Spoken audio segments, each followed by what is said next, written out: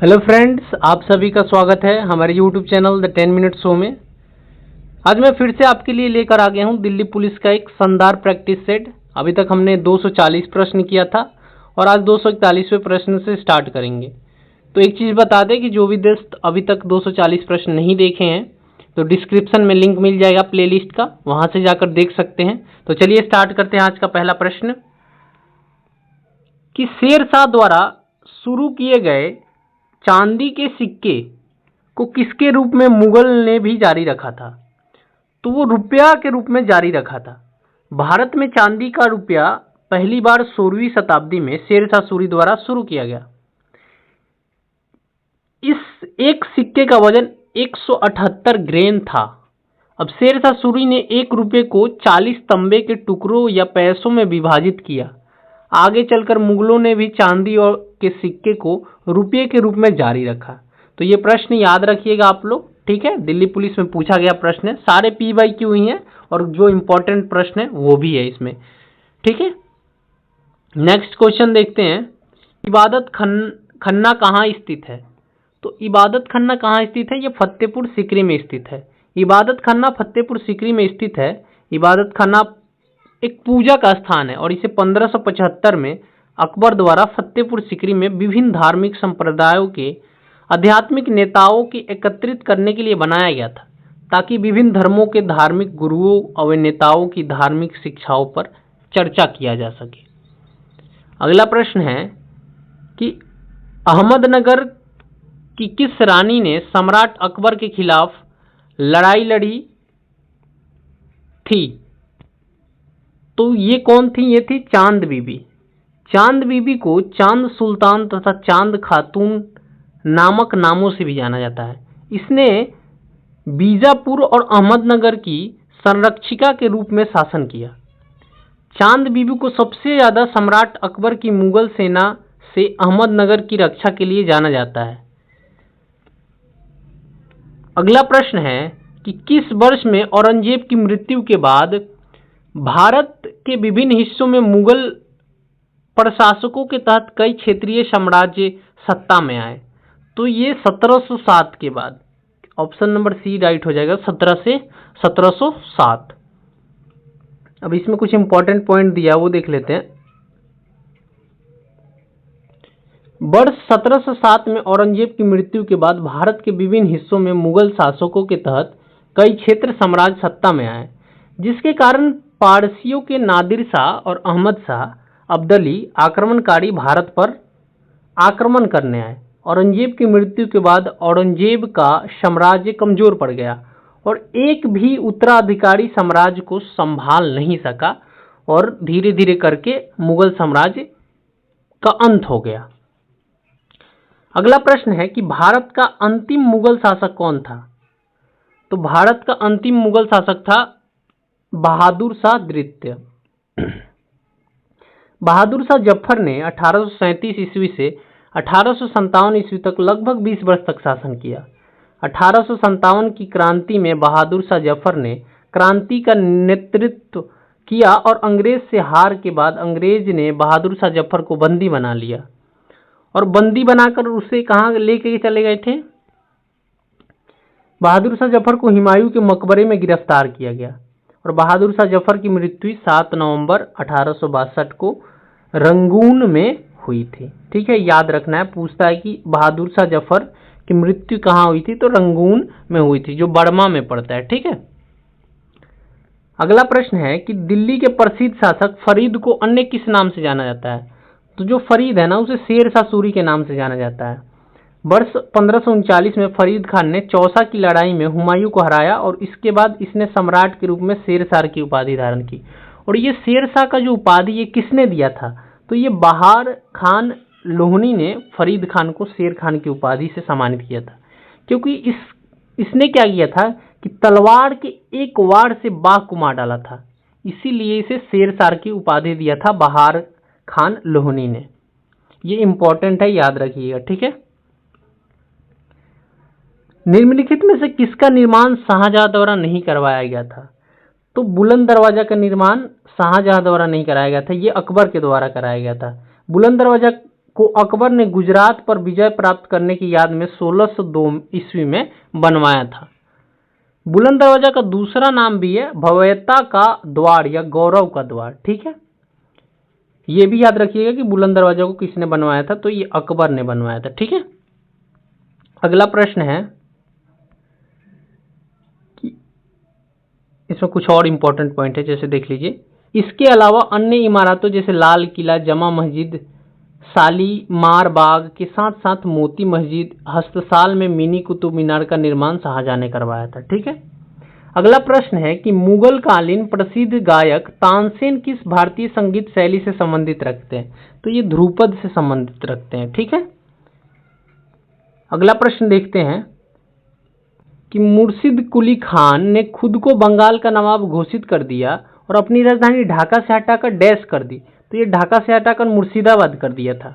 मुर्शिद कुली खान ने खुद को बंगाल का नवाब घोषित कर दिया और अपनी राजधानी को ढाका से हटाकर कहाँ बना दिया, मुर्शिदाबाद कर दी। मुर्शिद कुली खान मुगल सम्राट द्वारा नियुक्ति बंगाल का अंतिम सूबेदार था। मुर्शिद कुली खान की नियुक्ति बंगाल के सूबेदार पद पर 1717 में मुगल सम्राट फर्रुखसियार द्वारा की गई थी और मुर्शिद कुली खान ने मुर्शिदाबाद स्थित कटरा मस्जिद का निर्माण किया था। ठीक है, ये भी याद रखना है आपको। हाँ, अगला प्रश्न है कि शिवाजी ने अपने शासनकाल में हिंदुओं में देशभक्ति की भावना जगाने के लिए किस पर्व की शुरुआत की थी, तो इन्होंने गणेश चतुर्थी की शुरुआत की थी। मान्यता है कि छत्रपति शिवाजी ने अपने माता जीजाबाई के साथ मिलकर मुगल शासन के बचाने के लिए गणेश चतुर्थी की शुरुआत की थी। लोकमान्य बाल गंधर्व तिलक ने 1893 ईस्वी में गणेश चतुर्थी को गणेश उत्सव का सार्वजनिक पौधरोपण किया था। तभी से गणेश चतुर्थी मनाया जा रहा है और आज भी काफी धूमधामों से मनाया जाता है महाराष्ट्र में। ठीक है, पूरे देश में मनाया जाता है लेकिन सबसे ज्यादा महाराष्ट्र में धूमधाम से मनाया जाता है। ये प्रश्न पूछता है गणेश चतुर्थी कहाँ मनाया जाता है धूमधाम से, तो तृतीय अंगल मराठ युद्ध के बाद पेशवा को पेंशन देकर किस स्थान पर भेजा गया था। अगला प्रश्न है, अब ऑप्शन देख लेते हैं क्या क्या है इसका। तो इसे बिठूर में भेजा गया था। कहाँ पे, बिठूर में। तृतीय अंगल युद्ध मराठ कब हुआ था, 1816 से 1900 तक हुआ था और इसके बाद पेशवा के बाजीराव द्वितीय को पेंशन देकर कानपुर के पास बिठौर में भेज दिया गया था। तृतीय अंगल मराठ युद्ध ब्रिटिश ईस्ट इंडिया कंपनी और मराठ साम्राज्य के बीच लड़ा गया। इस युद्ध में अंग्रेजों की जीत हुई थी। इस युद्ध के बाद पेशवा शासन का औपचारिक रूप से अंत हो गया। प्रथम अंगल मराठा युद्ध कब हुआ था, 1775 से 1782 और दूसरा 1803 से 1805 और तीसरा भी याद रखना 1816 से 1819। कई बार बरसी पूछ देता है। ठीक है, अगला प्रश्न है कि शिवाजी के शासनकाल में निम्नलिखित में से कौन सा कर वसूल किया जाता था, तो कौन सा कर वसूला जाता था, सरदेशमुखी कर वसूला जाता था। सरदेशमुखी कर उस भूमि पर 9 से 10% का कर होता था जिस पर मराठों ने वंशानुगत अधिकार का दावा किया था। शिवाजी के शासनकाल में चौथा नामक कर भी लिया जाता था जो भू राजस्व का एक चौथाई होता था। यह मराठों के छापों से बचाने के लिए दिया जाता था। अगला प्रश्न है कि निम्नलिखित में से किस राजा को औरंगजेब ने छत्रपति शिवाजी महाराज के विरुद्ध युद्ध के लिए भेजा था, तो ये भेजा था जय सिंह को। किसको भेजा था, जय सिंह को।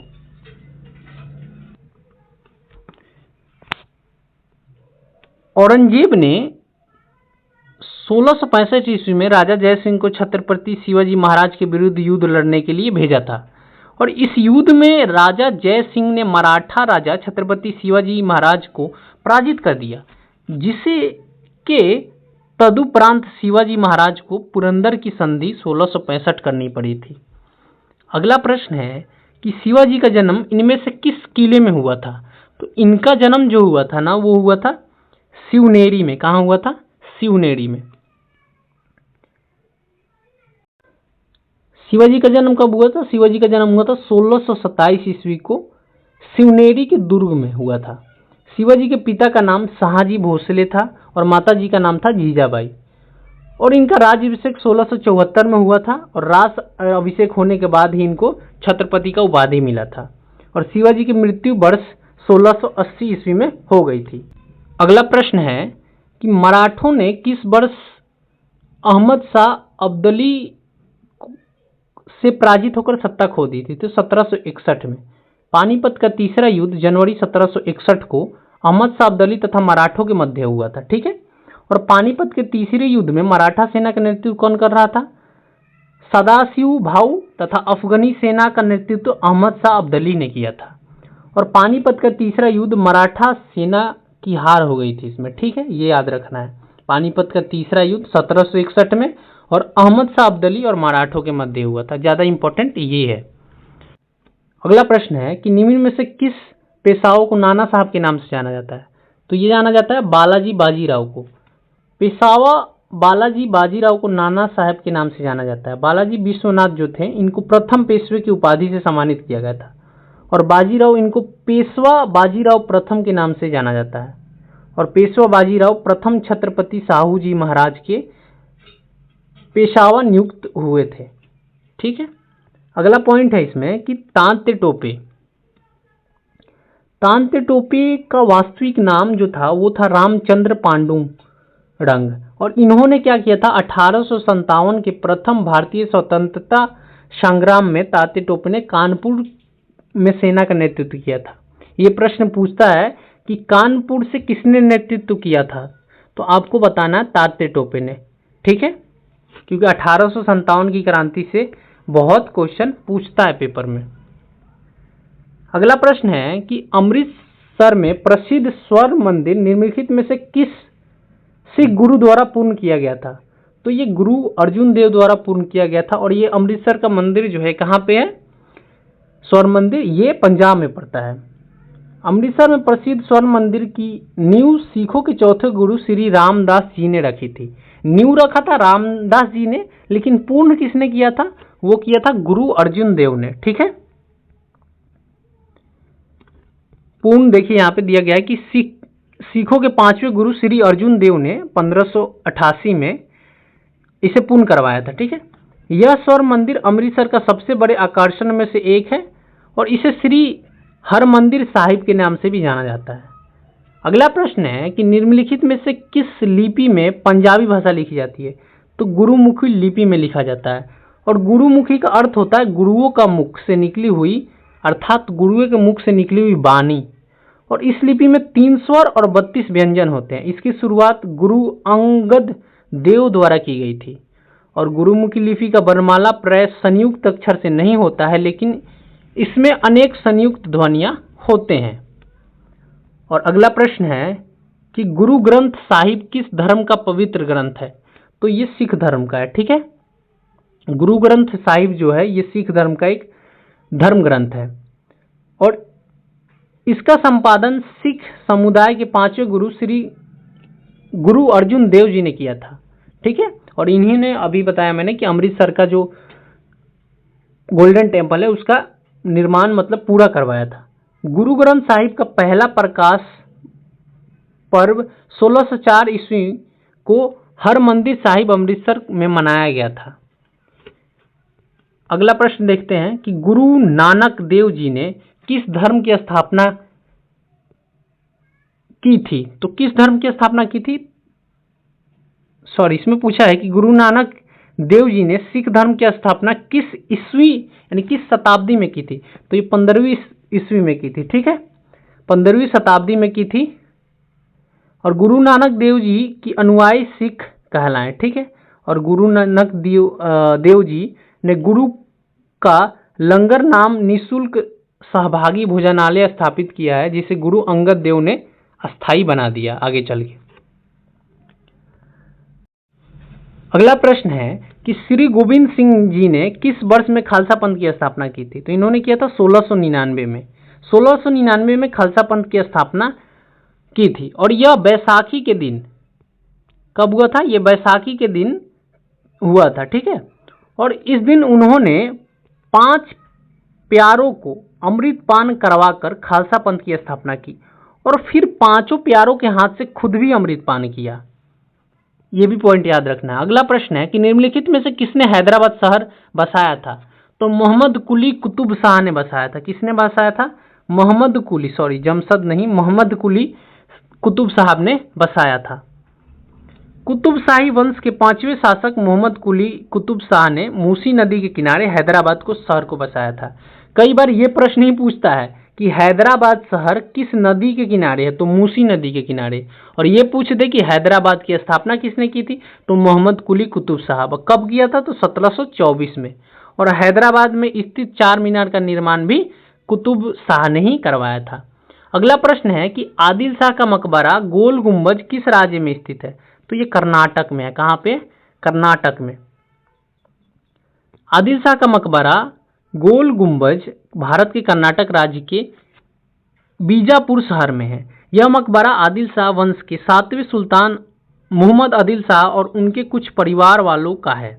इसका निर्माण फारसी वास्तुकार दाबुल के याकूत ने किया था।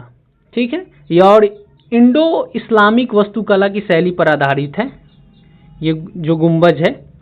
और 1686 में औरंगजेब ने बीजापुर पर कब्जा कर लिया और आदिल शाह वंश का अंत हो गया। अगला प्रश्न है कि जैन उल अब्दीन अपने सहिष्णु विचारों के लिए जाना जाता था। वह किस साम्राज्य सुल्तान था, तो वो कश्मीर का सुल्तान था। कहाँ का? कश्मीर का।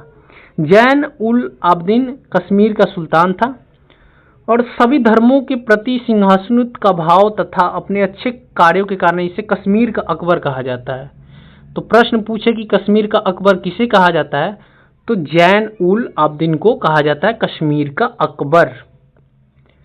अगला प्रश्न है कि मध्ययुगीन काल में सरकी राजाओं ने अटाला मस्जिद को किस स्थान पर बनवाया था, तो ये जौनपुर में बनवाया था। जौनपुर भारत के उत्तर प्रदेश राज्य का एक प्रमुख ऐतिहासिक स्थल है। अटला मस्जिद जौनपुर में स्थित एक प्रसिद्ध मस्जिद है और इस मस्जिद को सार्की राजवंश के शासक इब्राहिम शाह ने 1408 ईस्वी में बनवाया था। अगला प्रश्न है कि भारत में वास्को डी गामा सर्वप्रथम कहाँ पर उतरा, तो वास्को डी गामा कालीकट पर सबसे पहले आए थे और ये 1498 में आए थे और ये केरल के कोझिकोड जिले के कालीकट तट पर पहुंचे थे सर्वप्रथम। और कई बार पूछता है कि भारत की समुद्री मार्ग की खोज किसने की, तो आपको बताना है वास्को डी गामा। और कब किया था, तो 1498 में। और भारत पहुंचने पर कालीकोट के तत्कालीन शासक जोमीरुन ने वास्को डी गामा का स्वागत किया और वर्ष 1502 में वास्को डी गामा दूसरी बार भारत आए और कोची के राजा से व्यापार करने की समझौता की। और 1524 में वास्को डी गामा तीसरी बार भारत आए और इनके बाद इनकी मृत्यु यहीं पे हो गई, तो इनको दफना दिया गया कोची में। लेकिन फिर पुनः 10-15 साल बाद उन्हें 1538 में कब्र खोदकर उनको पुर्तगाल भेज दिया गया। ठीक है। अगला प्रश्न है कि किस विदेशी शक्ति ने भारतीय काली मिर्च के व्यापार को शाही एकाधिकार बना दिया, तो ये पुर्तगालों ने बनाया था। ठीक है, पुर्तगालों ने भारत पे काली मिर्च का व्यापार पर अपना अधिकार स्थापित किया था और उन्होंने काली मिर्च के व्यापार में काफ़ी मुनाफा कमाया था।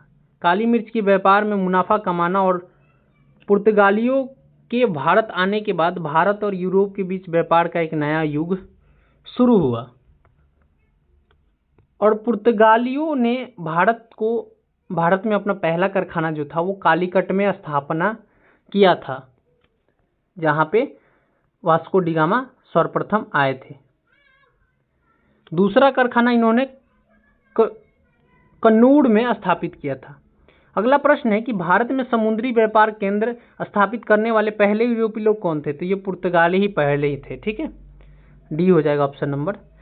पुर्तगाली व्यापारी वास्को डी गामा 1498 को भारत के लिए नए समुद्री मार्ग की खोज की और वास्को डी गामा सर्वप्रथम भारत के पश्चिम तट पर स्थित कालीकट बंदरगाह पर पहुंचे थे।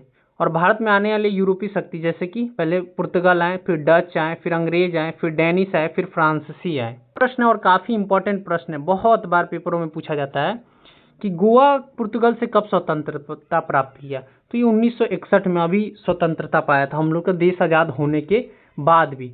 और ये सबसे इम्पोर्टेंट प्रश्न पूछता है कि ये किस ऑपरेशन के तहत हुआ था, तो ऑपरेशन विजय के तहत भारतीय सेना ने नेतृत्व गोवा के पुर्तगाली के कब्जे से 19 दिसंबर 1961 को स्वतंत्रता कराया।